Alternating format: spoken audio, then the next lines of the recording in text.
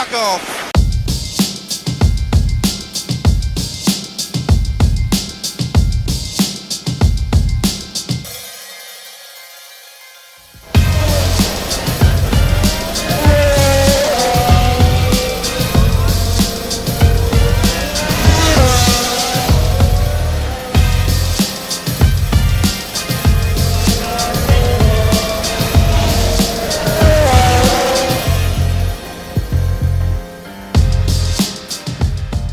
Bonjour tout le monde et bienvenue à une balado-diffusion du Bulletin GP.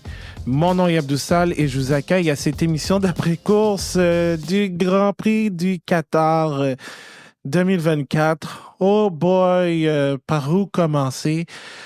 Tout d'abord, je vais être seul pour cette après-course.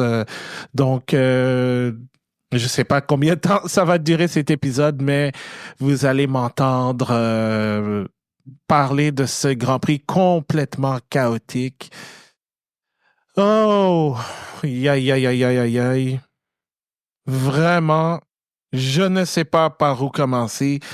Mais la première chose que je vais vous donner, c'est le résultat de ce Grand Prix avant-dernière course de la saison. Alors, en 90 minutes, Max Verstappen a remporté l'épreuve devant Charles Leclerc et Oscar Piastri. Voilà votre podium. En quatrième place, George Russell sur la Mercedes, qui était parti en pole position. Cinquième, Pierre Gasly sur la Alpine. Encore un autre bon résultat pour le Français au volant de la voiture française. Carlos Sainz sur la Ferrari, sixième. Fernando Alonso marque des points pour Aston Martin, septième. Huitième, et non, ce n'est pas une blague et vous n'avez pas la berlue.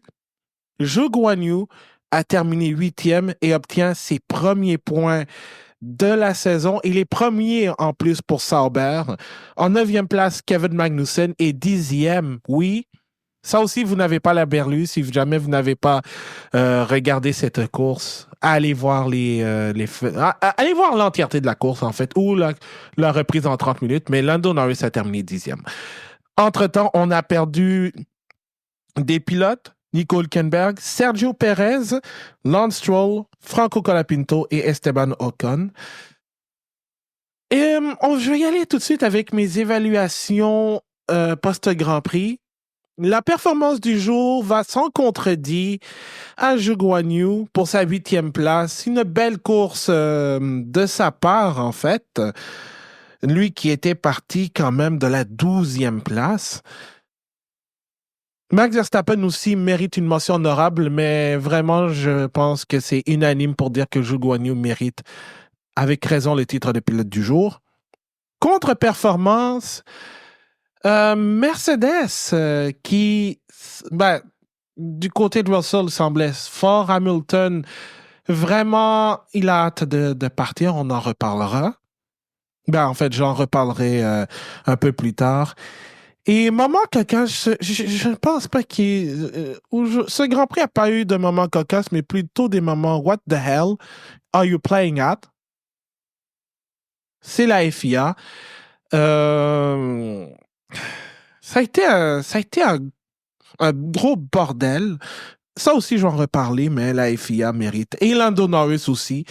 Donc, moment cocasse, qui n'en est pas un, mais plutôt bizarre, la FIA et Lando Norris. J'en reparlerai de toute façon. Mais on va commencer par Max Verstappen, qui obtient sa 9e victoire de la saison, victoire numéro 63 en carrière. Verstappen est parti... à l'origine, avait obtenu la pole position, mais a reçu une pénalité de 1 place pour avoir conduit de manière lente, trop lente, en bloquant George Russell qui était... en fait, les deux étaient sur des tours de décélération. En fait, des tours lents, en fait. C'était pas un tour chronométré officiel, comme on peut le voir. Mais Verstappen a roulé suffisamment lent pour bloquer Russell. Donc, Verstappen a perdu sa pole position qui aurait été sa première depuis le Grand Prix d'Autriche à la fin du mois de juin.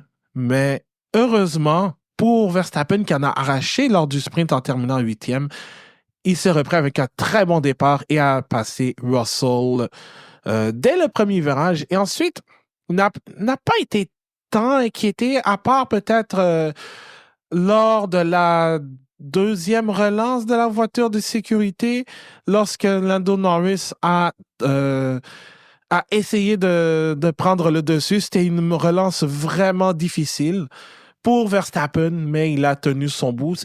Robuste, mais fair dans le cas, pas comme par exemple à Austin ou au Mexique, où vraiment il a joué du coude, mais ça a été fair comparé aux autres fois. Alors, vraiment, chapeau à Max et honnêtement, jamais je n'aurais pensé dire que Verstappen était un favori pour la victoire parce que on se disait probablement que ça allait être entre Ferrari et McLaren et George Russell aussi, qui était super rapide. Mais Verstappen, qui en a arraché avec des problèmes de balance lors du sprint, lors des qualifs sprint, réussit à obtenir la pole. Donc, la règle du parc fermé entre le sprint et les qualifications a aidé et je dirais même à un certain égard, le fait que Sergio Perez s'est servi du sprint comme test pour essayer bien des trucs. Alors, ça a fonctionné, même si le sprint de Checo a été difficile. Mais ça a surtout aidé Max. Et peut-être même le simulateur, je ne sais pas si c'était Sébastien Buemi ou Jake Dennis qui était au simulateur Hamilton Keys. Mais ça a aussi aidé avec toute la configuration et à faire en sorte que Verstappen était parmi les plus rapides. Et d'ailleurs, il n'a jamais été inquiété. À un moment donné, même, on pensait que il y aurait quand même des doutes sur le fait que Norris, qui était deuxième, allait tenter un undercut. Finalement, ça ne s'est pas fait parce que il y a eu la voiture de sécurité qui a fait en sorte que Verstappen a pu s'arrêter. Et là, à part peut-être le moment où Norris a cru avoir une chance de le dépasser, ça a été une domination en soi pour Verstappen. Et je dois dire quand même, même le départ, il a très bien fait ça sur Russell et Norris qui avait fait un très rare bon départ a réussi. Verstappen a réussi à le contenir, alors il n'a jamais été inquiété. Et d'autant plus aussi, comme je disais, on voit la différence entre le comportement de la voiture en sprint contre celle en Grand Prix, parce que Verstappen en a arraché avec le sous-virage, sur-virage, la balance. Il n'a jamais été capable de se rapprocher de Nico Hülkenberg dans le sprint, donc il s'est contenté d'un point seulement, alors que McLaren a réussi à doubler. Mais là où les points comptent le plus en Grand Prix, il a été capable de faire le travail. Alors, c'est tout le travail en qualification qui a pu faciliter sa tâche. Et d'un autre côté, tu as Sergio Perez qui, lui, a connu un week-end horrible.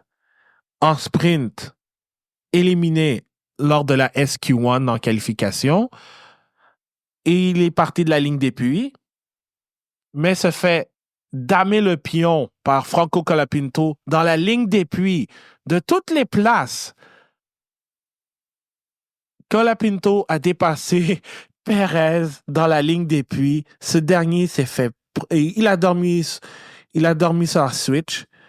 Alors, c'était vraiment pas c'était pas un moment plaisant à voir pour Perez. Néanmoins, le fait que Red Bull ait sacrifié ce sprint comme course, entre guillemets, d'essai pour tester la voiture sur un rythme de course. Ça a quand même aidé. Et même en Grand Prix, il était correct. Et à un certain moment, lorsque la deuxième intervention de la voiture de sécurité s'est présentée, Perez était, je pense, quatrième ou cinquième. Pouvait aller chercher de gros points pour Red Bull, mais malheureusement, il a perdu de la puissance, a fait un tête à queue et a été obligé d'abandonner. Et au même moment, au moment où on se parle, il est sous enquête pour conduite dangereuse, probablement pour avoir rejoint la piste un peu de manière dangereuse. Donc, c'est un week-end à oublier pour le Mexicain. Alors, j'ai vraiment l'impression que pour Perez, il a vraiment hâte que la saison se termine parce que ça va être très compliqué. Et d'ailleurs, à moins d'une surprise, je vois très mal Red Bull finir, en tête du championnat. Mais ce qui a tout changé, en fait, l'issue de ce Grand Prix qui, personnellement, je l'avais trouvé terne, mais bizarre. C'était plate. Mais ensuite, le point qui a tout changé, c'est la présence du miroir qui s'est détaché de la Williams d'Alex Albon. Et pendant un certain moment, en fait, le miroir est resté à l'extérieur de la ligne de piste pendant un très bon moment, jusqu'à ce que Valtteri Bottas roule dessus et comme ça a éclaté, ça a projeté les débris du miroir, donc de la vitre, la fibre de carbone et tout ça. Et résultat, deux voitures ont eu des crevaisons. Il s'agissait de Lewis Hamilton et de Carlos Sainz au même moment. Donc, ce qui a provoqué la présence de la voiture de sécurité. Et je pense que pour tout le monde, la grande question, c'est pourquoi il n'y a pas eu la voiture de sécurité autant physique que virtuelle au moment où on a aperçu le fameux miroir? Celle-là, je ne comprends pas. C'est une bulle au cerveau pour moi parce que normalement, ça aurait été le meilleur moyen d'éviter tout problème, toute crevaison, comme on l'a vu, et pour une question de sécurité. Mais non, ça a pris du temps et ça a pris justement que des voitures aient des dommages, c'est-à-dire les deux crevaisons pour Hamilton et Sainz, afin de finalement que la voiture de sécurité intervienne. C'est pas... déjà que la FIA, avec le président Mohamed Ben Sulayem, il est sous les critiques en raison de la gérance de Mohamed Ben Sulayem et surtout le fait qu'il y a eu encore des vagues de congédiements, ce qui fait en sorte, j'en ai parlé dans le texte sur mon compte Substack, le bulletin gp.substack.com, shameless plug. Neil Zutic a été congédié avec 3 courses à faire, donc l'ancien directeur de course de la FIA pour la F1 est parti, il a été congédié. C'est Rui Marquez qui était le directeur de course pour la F2 et pour la F3 qui a pris la relève. Et en plus de ça, il y avait Janet Tan qui devait prendre la relève de Marquez pour la Formule 2 et même la F1 Academy. Mais là, Tan a été remercié, qui fait en sorte que Marquez a dû avoir toutes les séries sanctionnées par la FIA pour ce Grand Prix du Qatar sous la gouverne. Donc, il a fait la direction de course pour la F1, pour la F2 et pour la F1 Academy. Donc, moi, ce que je ne comprends pas, c'est pourquoi ça a pris autant de temps avant que on décide de neutraliser la course.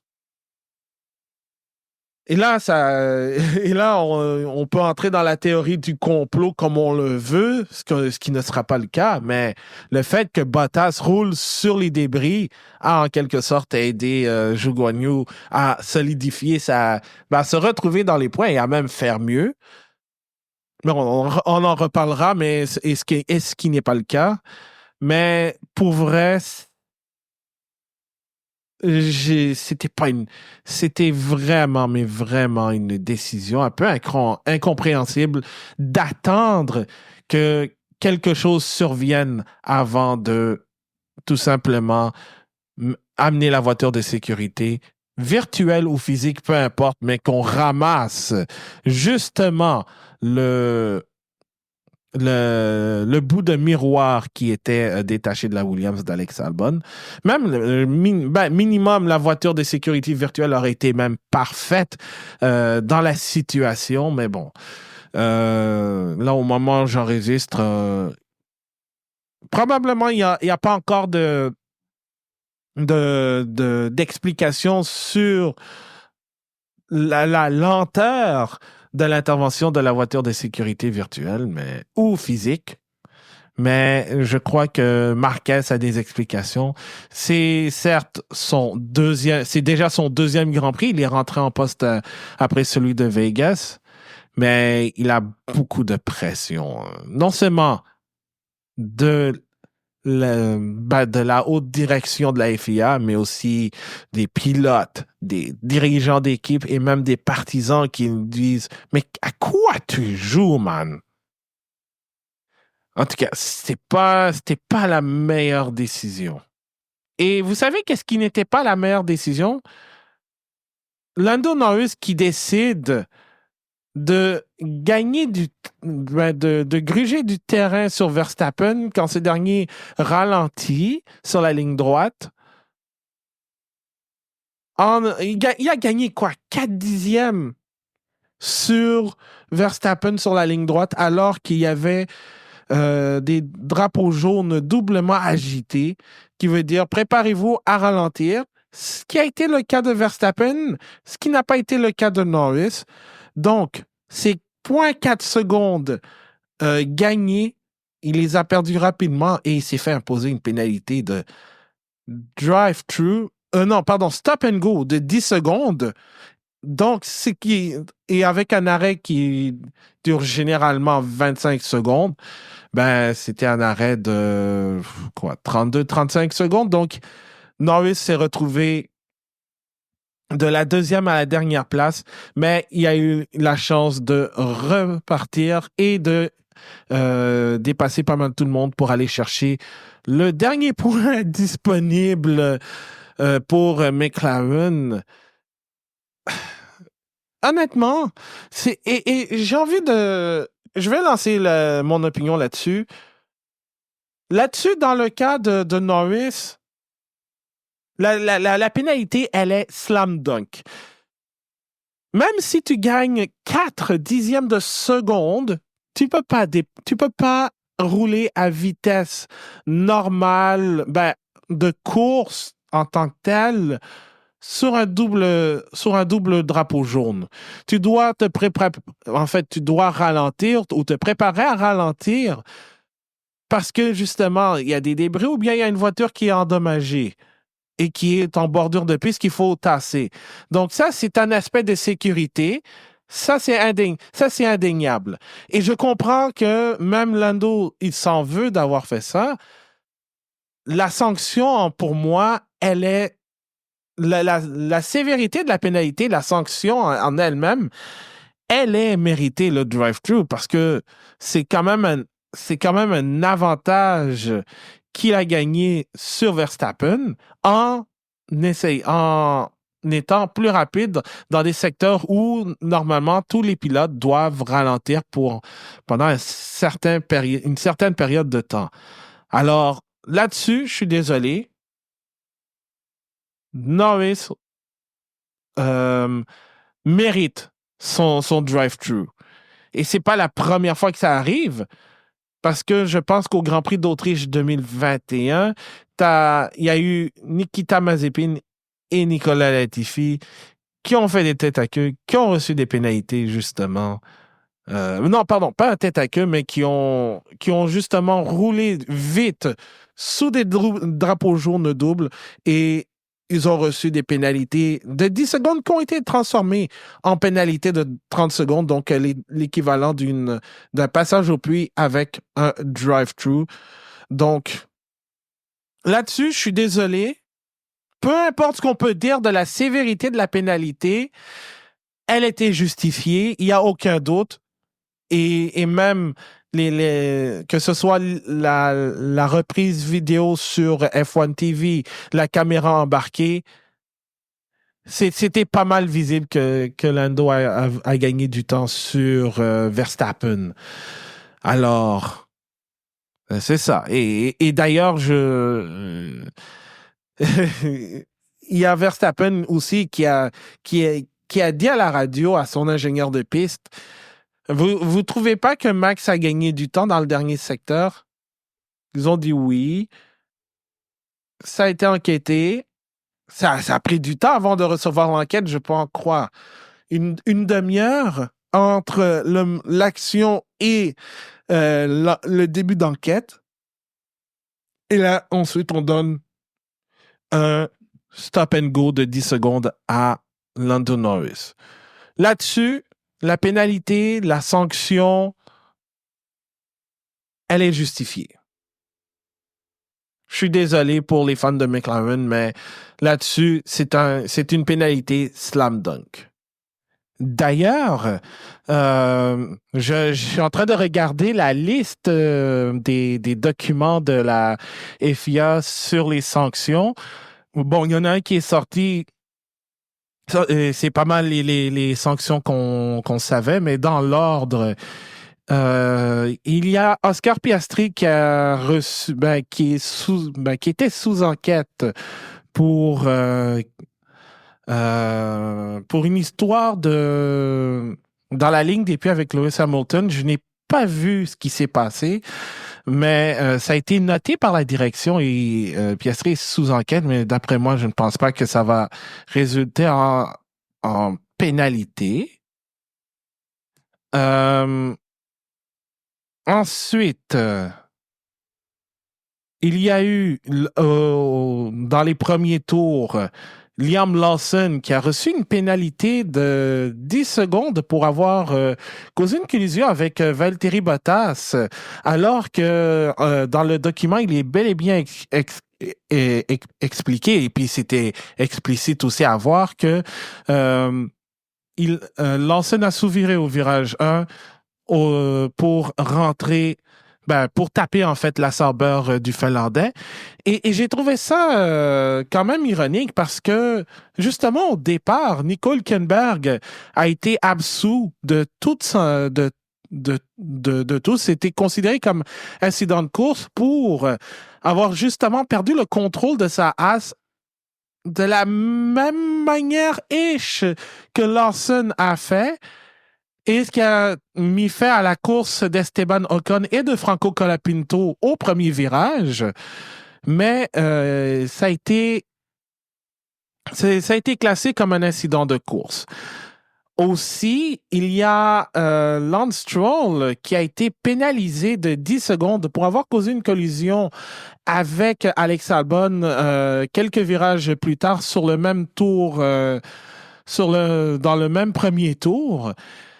Et ça, je la trouve pas mal sévère parce que Stroll était quand même dans une position où il était, c'était pas vraiment. Il essayait d'attaquer Albon, mais Stroll a été pénalisé de 10 secondes et ensuite, il a été tout simplement forcé d'abandonner à la suite d'un problème. Et les explications des commissaires, c'est que la voiture numéro 18, donc celle de Stroll, est arrivée au virage 4 et a roulé sur le vibreur qui a causé un sous-virage. Mais encore là, et ça, c'est ce qui a causé, en fait, le sous-virage a causé le contact avec Albon. Alors, moi, je me dis, si Hülkenberg a été blanchi de toute pénalité pour l'incident au premier tour qui a mis fin aux courses de Ocon et Colapinto, pourquoi Lawson et Stroll ont reçu des pénalités pour pratiquement la même chose? Là-dessus, je suis un peu confus. Je comprends la logique parce que la collision a été causée par une perte de contrôle. Mais j'ai du mal à comprendre pourquoi deux ont eu la même pénalité et un autre dont le contact était beaucoup plus, entre guillemets, fatal pour deux pilotes en termes de course. Je sais pas. Alors que Albon et Bottas ont pu continuer l'épreuve sans problème. Je sais pas. Je ne sais pas trop. Ensuite, il y a Lewis Hamilton qui a eu une pénalité de 5 secondes pour faux départ. Rien à redire. Euh, ensuite, parce qu'il y en a beaucoup. Il y a la pénalité de Lando Norris pour avoir euh, omis de ralentir. Ça, je l'ai dit, c'est une pénalité slam dunk aussi. Lewis Hamilton, vitesse excessive dans la ligne des puits par 12,5 km. Ça, c'est un drive-through obligé. Ça aussi, c'est une pénalité de drive-through qu'il a reçu Hamilton.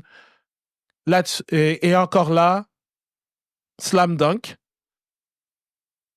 Le faux départ. Ensuite, il y a Alex Albon qui a reçu une pénalité de 10 secondes pour avoir causé une collision avec Kevin Magnussen. Celle-là, je suis d'accord. C'était carrément ça. Ensuite, il y a George Russell qui a obtenu une pénalité de 5 secondes pour avoir omis de maintenir une distance de 10 voitures derrière la voiture de sécurité. Donc, c'est 5 secondes plus un point de pénalité. Et dans le document explicatif, on dit que Russell était à plus de 125 mètres, qui est l'équivalent d'une distance de 20 voitures derrière la voiture qui suivait la safety car. Donc là-dessus, ça aussi, pas de doute, pénalité. Donc, c'est pas mal ça en attendant de voir ce qui adviendra de Sergio Perez, qui lui semble être revenu sur la piste après son tête-à-queue qui aura coûté l'abandon quelques instants plus tard. Mais oui, Rui Marquez et les commissaires ont eu une soirée mouvementée. Mais dans tout ça, la pénalité à Lando Norris et fait en sorte que McLaren pouvait avoir une main sur le championnat des constructeurs d'ici à Abu Dhabi. Maintenant, c'est carrément ouvert puisque l'écart est maintenant de 19 points avec les résultats. Le fait que Norris maintenant a 1 point. Oui, McLaren a obtenu le doublé lors du sprint, mais il fallait si je me souviens bien, il fallait qu'il batte Ferrari par 15 points. Je vais vous retrouver ça. Il fallait qu'il batte. C'est ça. Il fallait battre Ferrari par 15 points et ne pas concéder 23 à Red Bull. Malheureusement, ce n'est pas le cas parce que au final, McLaren en a obtenu 17. Ferrari en a 24. Donc, ce n'était pas suffisant. Et en plus de ça, Verstappen a obtenu 25 points. Donc, le titre des constructeurs va se jouer à Abu Dhabi sans aucun doute. Mais je dois dire que l'ensemble du week-end, on se disait, c'était vraiment ça allait être un duel entre McLaren et Ferrari. Et on a eu ça pendant le Grand Prix. Pendant le sprint, c'était clair que McLaren avait le dessus, mais il fallait résister aux attaques de George Russell. Mais lors du Grand Prix, Norris était mano à mano avec Verstappen avec un écart de 1,8. Donc, il y avait toujours cette possibilité de tenter un undercut pour aller chercher 7 points de plus. Et Piastri, face à Leclerc, a bien fait, mais Leclerc a quand même réussi à dépasser l'Australien pour s'emparer de la deuxième place. Et malheureusement pour Carlos Sainz, ben, la, la crevaison est arrivée à un très mauvais moment. Mais heureusement que la voiture de sécurité était là. Il a essayé de dépasser Pierre Gasly. Ce dernier, on en reparlera, a fait une erreur sur la relance en allant tout droit. Mais Sainz n'a jamais été capable de dépasser la Alpine. Alors, c'était peut-être des points de plus perdus du côté de l'Espagnol. Mais dans un Grand Prix où on s'attendait pas à voir Ferrari marquer plus de points que McLaren, c'est un sauvetage en soi pour l'équipe italienne. J'ai très hâte de voir la semaine prochaine à Abu Dhabi comment ça va se dérouler parce que là, il semble que Abu Dhabi soit un circuit qui soit plus adapté à la Scuderia qu'à McLaren. Alors là-dessus, la pénalité à Norris fait très mal par sa faute, mais aussi le fait que Leclerc a été capable de se battre face à Piastri et de le dépasser pour ce qui est devenu la deuxième place. Ça a été vraiment McLaren doit s'en mordre les doigts. Alors, ça va être... donc, la semaine prochaine à Abu Dhabi, ça va être très important de jouer avec la calculatrice pour voir comment McLaren ou Ferrari, surtout Ferrari, peut combler le déficit de 19 points qu'elle a sur McLaren. Mercedes, quant à elle, c'était pas un Grand Prix... c'était loin d'être un Grand Prix agréable pour eux. George Russell, je l'ai dit, est parti en pole position, a hérité de la pole position suite à la pénalité d'une place imposée à Verstappen. Il perd non seulement le premier rang au départ du pilote Red Bull et champion maintenant en titre, mais il perd une autre position au départ de Lando Norris, qui a souvent l'habitude de rater ses départs. Mais là-dessus, Norris a très bien fait.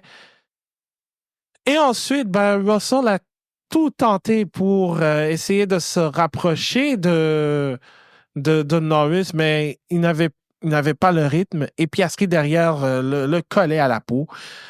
Et ensuite, il y a eu cet arrêt au puits. Il était un des premiers dans le groupe de tête à s'arrêter, ce qui a prouvé être une mauvaise idée parce qu'il est resté derrière Alonso. Ça a été long et ensuite, il y a eu la voiture de sécurité qui l'a aidé. Il finit 4e. Oui, malgré la pénalité de 5 secondes pour le non-respect de la distance de 10 voitures, pour Russell, je pense qu'il y avait un potentiel d'aller chercher la victoire, mais ça a fait mal. Et pour Lewis Hamilton, ouais, ça a été compliqué du début jusqu'à la fin.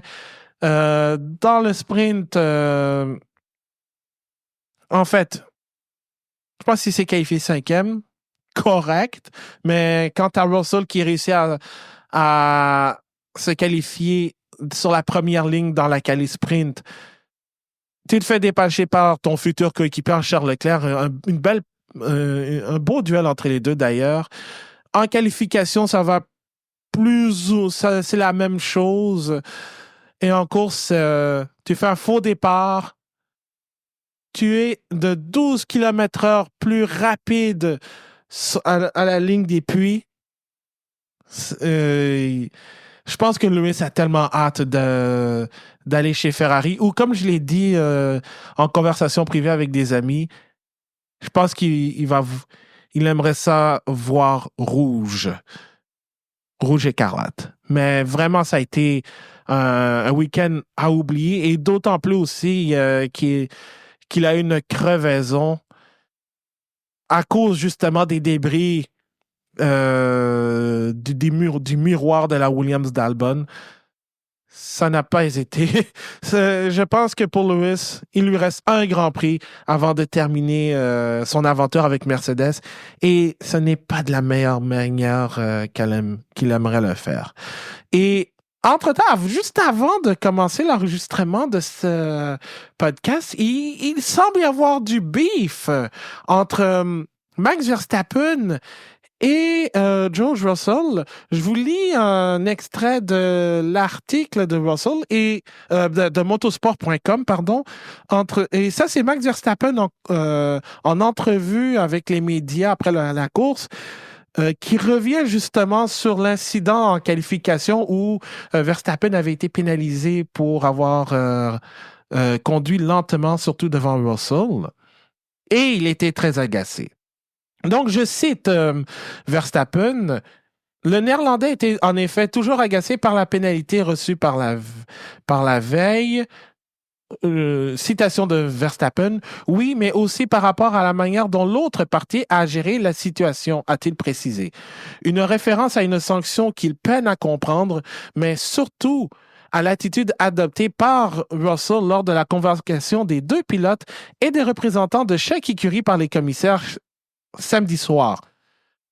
L'autre, et encore une fois, citation de Verstappen, l'autre pilote, pendant la réunion avec les commissaires, ça n'avait aucun sens pour moi. Je respecte beaucoup de pilotes, mais hier, j'ai complètement perdu mon respect pour lui, étant Russell. C'est ridicule qu'il veuille que je sois pénalisé. J'ai été très énervé par ça. Et d'autant plus aussi que dans le document, il dit que Russell a vu Verstappen. Donc, pour moi, il y a quelque chose que je comprends pas. Oui, Verstappen a fauté, mais si Russell n'était pas sur un tour lancé comme Verstappen, et d'autant plus aussi que les deux allaient lentement, j'aurais donné une réprimande personnellement. Mais bon, je suis pas commissaire de piste. Je pense que, et on a vu aussi tout de suite après la qualification, la reprise. J'aurais donné une réprimande à Verstappen là-dessus. Mais bon. Mais ce qui est sûr, c'est que je pense que d'ici là, à ne pas inviter au même party ou parce qu'on est le 1er décembre, c'est bientôt l'heure des échanges de cadeaux, ben je ne pense pas que les deux vont s'échanger des cadeaux. En tout cas, pour le moment.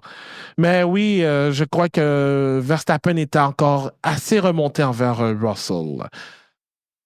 Mais du côté de Mercedes, ben là, ça fait mal.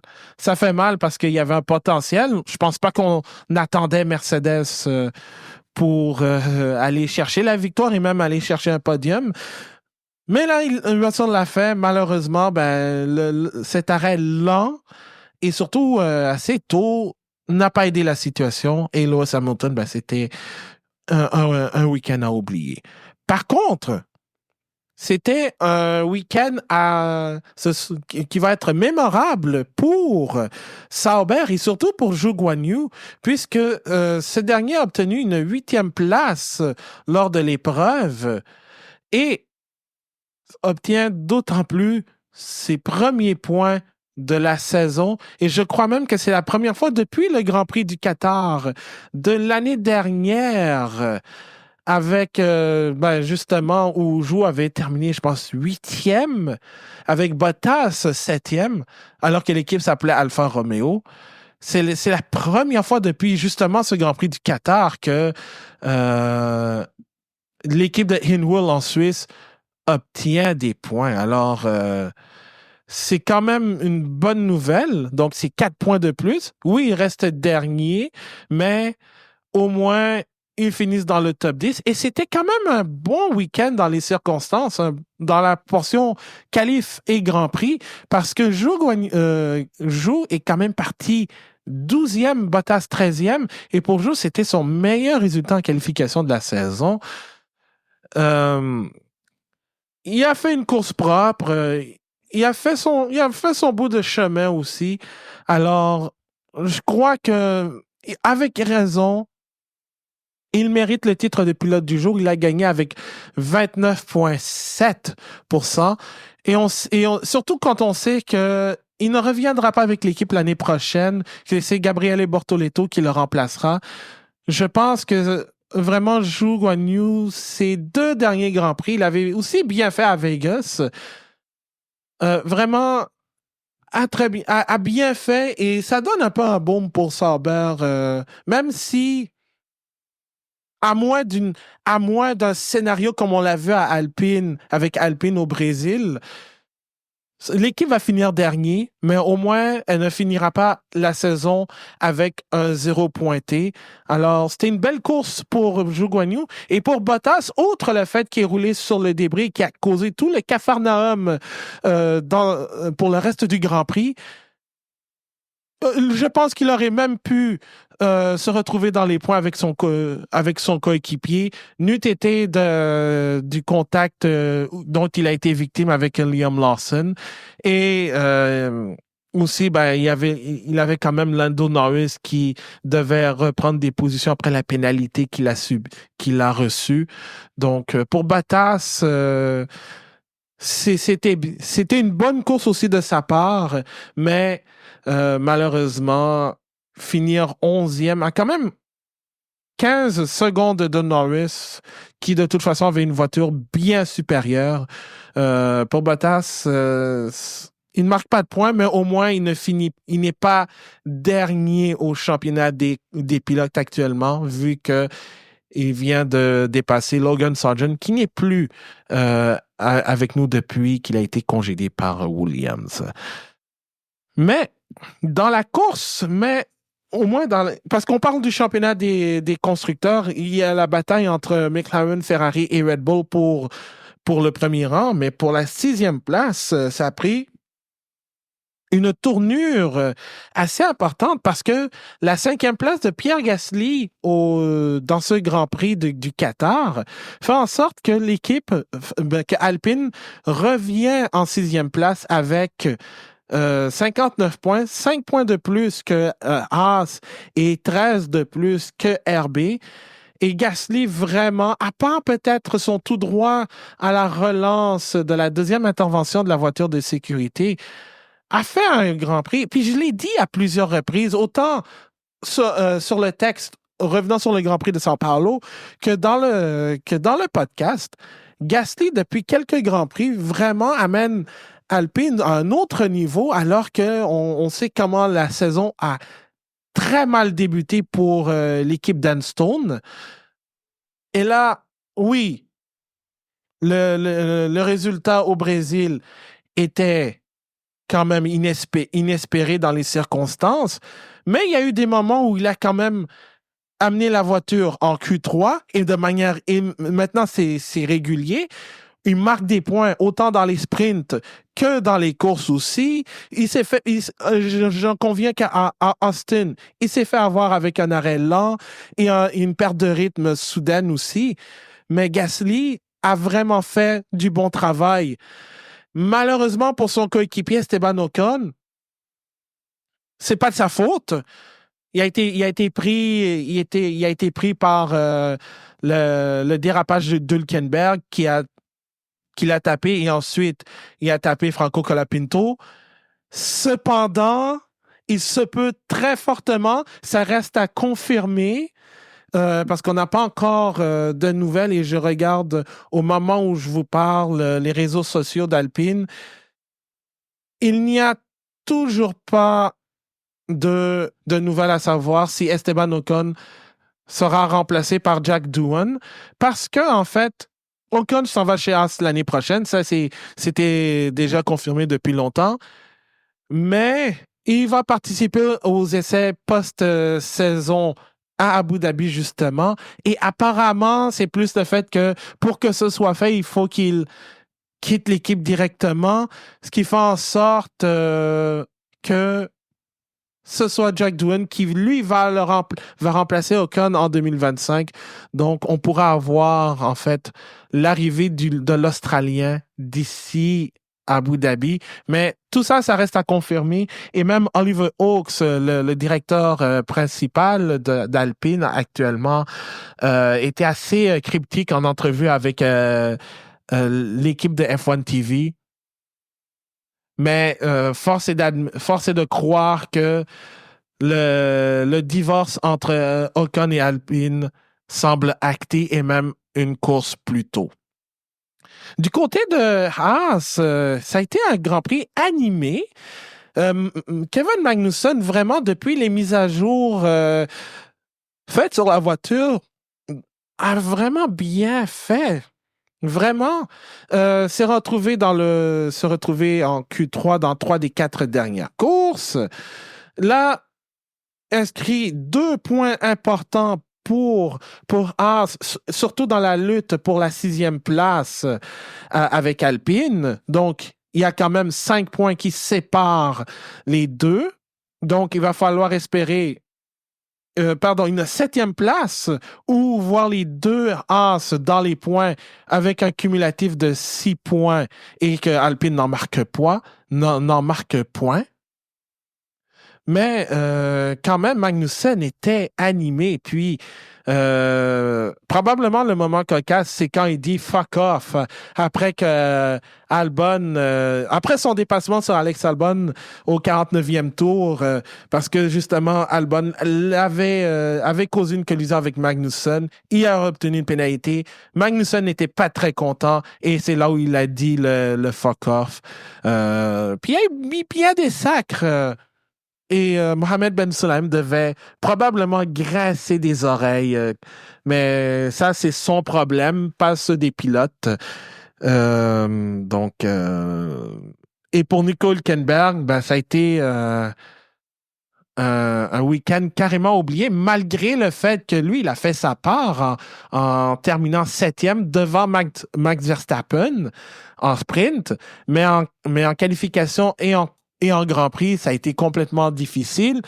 Éliminé en Q1 à cause d'un problème de recharge de batterie.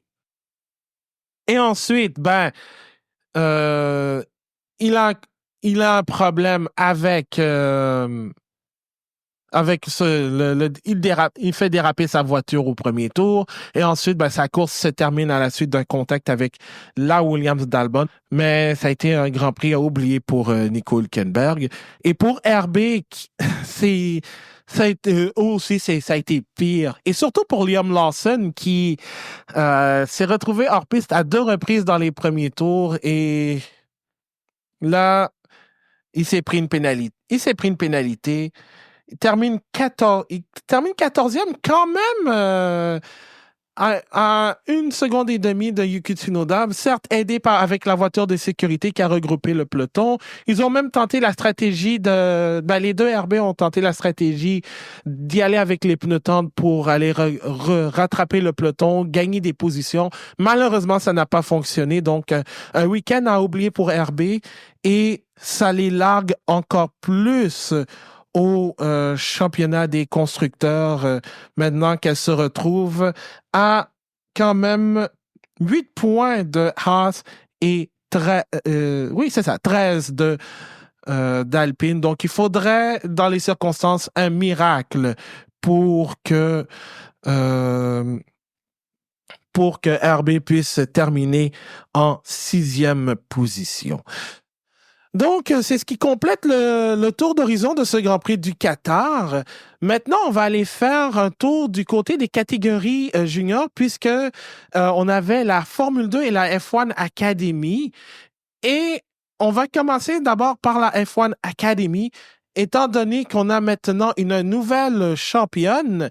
Il s'agit de Abby Pulling qui a remporté, en fait, elle a terminé deuxième derrière Dorian Pain, la vainqueresse de la première course au Qatar. Donc, Pulling était partie troisième et elle a réussi à dépasser Maya Voeg sur l'après-midi aux couleurs Ferrari pour, en fait, terminer deuxième derrière Pain qui n'a jamais été inquiété. Donc, Pulling succède à Marta Garcia comme championne de la Académie, de la F1 Academy. Mais, et je vais vous donner aussi le classement de la course numéro 1, en fait. Donc, Pain devant Pulling et Voeg. En quatrième, c'est Amda Al-Kubaisi. En cinquième place, c'est Alisha Polomsky, qui est une pilote qui a été invitée par la F1 Academy et qui a d'ailleurs participé aux essais 100% féminins de la Formule 1 à Jarama, proche de Madrid, il y a de cela quelques semaines. Leah Block termine sixième. Jessica Edgar, 7e, Neria Marty, 8e, Aurelia Nobles, 9e et Emily De Hirsch complète le top 10. Cependant, il n'y a pas eu de course numéro 2 puisque l'épreuve a été annulée en raison d'un accident qui a eu lieu dans une autre série de soutien en Porsche, si je ne me trompe pas. Il y a eu des réparations majeures sur des barrières à la suite d'un gros accident. Heureusement, le pilote s'en est tiré indemne. Mais comme les réparations ont duré trop longtemps, la course numéro 2 a été tout simplement annulée. Et j'ai un petit problème avec j'ai un petit problème parce que je voulais vous donner le classement, mais il reste tel quel. Mais la course a été tout simplement annulée. La prochaine épreuve, ce sera aussi à Abu Dhabi, comme la Formule 2, donc dernière épreuve de la saison. Et contrairement à la F2, on sait maintenant qui est la championne dans la série. Et finalement, on va compléter avec la Formule 2 après des mois de pause. La F2 était de retour et pour la première fois, elle roulait au Qatar. Dans la course sprint, Ollie Berman a remporté l'épreuve devant Jack Crawford et Richard Verschoor. Gabriele Bortoleto, qui sera chez Sauber l'année prochaine, a terminé 5e. Derrière Isaac Hadjar, son plus proche poursuivant au titre, son rival au titre. Et dans la course principale qui a eu lieu dimanche matin, Bortoleto a fini la course premier, mais il a obtenu une pénalité de 5 secondes pour avoir traversé la ligne des puits après le cône. C'était une situation contraire à ce qu'on avait vu avec Carlos Sainz lors du Grand Prix de Vegas la semaine dernière. Lorsque, en fait, Bortoleto a dû retourner en piste parce qu'il voulait s'arrêter pour son arrêt obligatoire avec l'intervention de la voiture de sécurité virtuelle, mais son équipe s'est rétractée, sauf que la décision a été prise tardivement et il a une pénalité. Ce qui fait en sorte que c'est Paul Aaron, qui d'ailleurs a été nommé pilote de réserve pour Alpine en 2025, a remporté pour la première fois une course en Formule 2 et il termine devant Isaac Hadjar en deuxième place.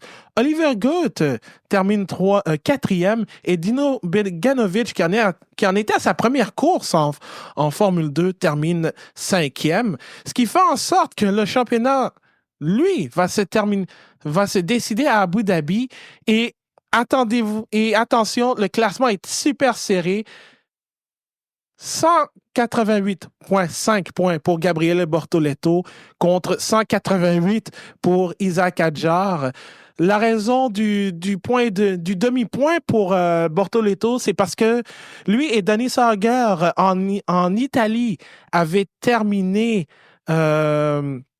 à égalité. C'était un dead heat. Donc, on a décidé de donner un demi-point à chaque.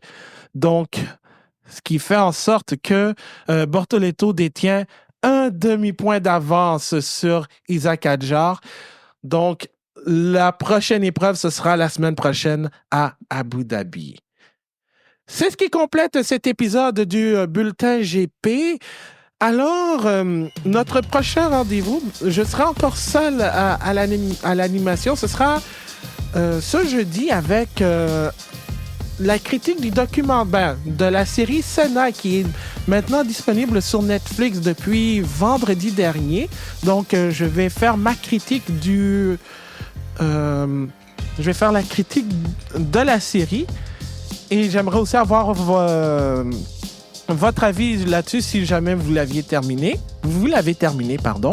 Donc, on est disponible sur Facebook, Twitter, Blue Sky, @le bulletin GP et aussi sur toutes vos plateformes de balado-diffusion, Spotify, Apple Podcasts ou partout le bulletin GP est disponible.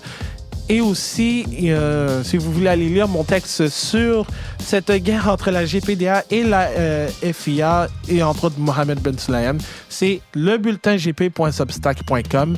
Et évidemment, il y a le groupe Facebook La Monoplace où vous pouvez discuter de tout et de rien sur la Formule 1 et autres sports motorisés. Alors, puis aussi le dernier après-course, ce sera celui d'Abu Dhabi la semaine prochaine pour clore cette longue saison de Formule 1. Alors, mon nom est Abdou Sall. On continue toujours de rouler avec le bulletin GP. Prenez soin de vous, faites attention et on se retrouve une prochaine fois. Allez, salut tout le monde.